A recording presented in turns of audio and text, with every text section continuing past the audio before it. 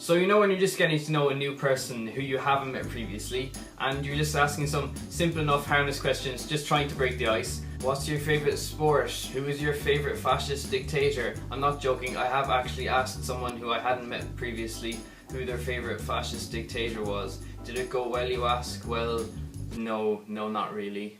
Well, just when you think everything is going fantastically, they inevitably ask you that one question that you always hate being asked. And no, it's not what happened to your face, did you fall down a flight of stairs, you ugly fuck? It's, do you have any pets? Now, although it may seem like a completely harmless enough question, and to most people it probably is a completely harmless question, but to a smooth lady killer like myself, lady killer, it really sounds incredibly rapey, lady killer, doesn't it? Just, maybe it's just coming from me, maybe it's just because I look like the sort of person who would kill ladies, Maybe that's the problem here, maybe it's just me. Damn. But to a smooth talker like myself, this question usually results in extreme embarrassment, usually because I say something stupid along the lines of the truth. Well, basically, I have never had a pet, well, at least not a real pet, and I think that's pretty much where the problem starts, really. So I have had 2 pets in my life.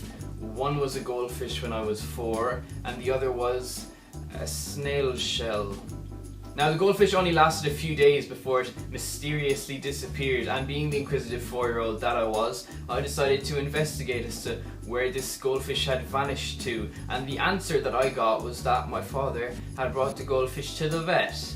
At the time, I was pretty happy with that answer. I mean, Fred was sick, he had been brought to the vet, but he was going to be okay. He was going to fight this illness, and he was going to fight it with both fins. Fins? But after a few days, I pretty much forgot about Fred, really, because he was a fish.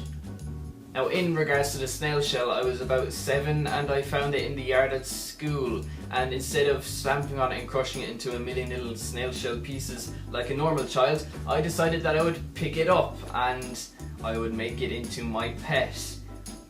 Yes, it did have a name, and that name was Sheldon.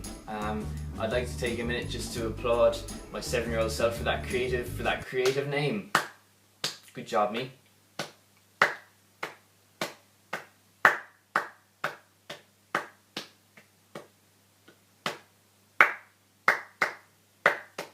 But Sheldon also went missing, but I didn't really care because Sheldon was a snail shell, and therefore he was a snail shell. Well, it wasn't even a he, it was a fucking inanimate object, first of all. So, will I have a pet in the future? I don't really know, to be honest. If they legalise keeping sloths as pets, then more than likely yes. If they don't, more than likely no. So that is pretty much it for this week. So, well, if you have a pet, why don't you go show it some love and stroke it gently? That sounds sexual, and it was intended to sound sexual, but bestiality is wrong, so please don't do that to your pet. Please. Bye.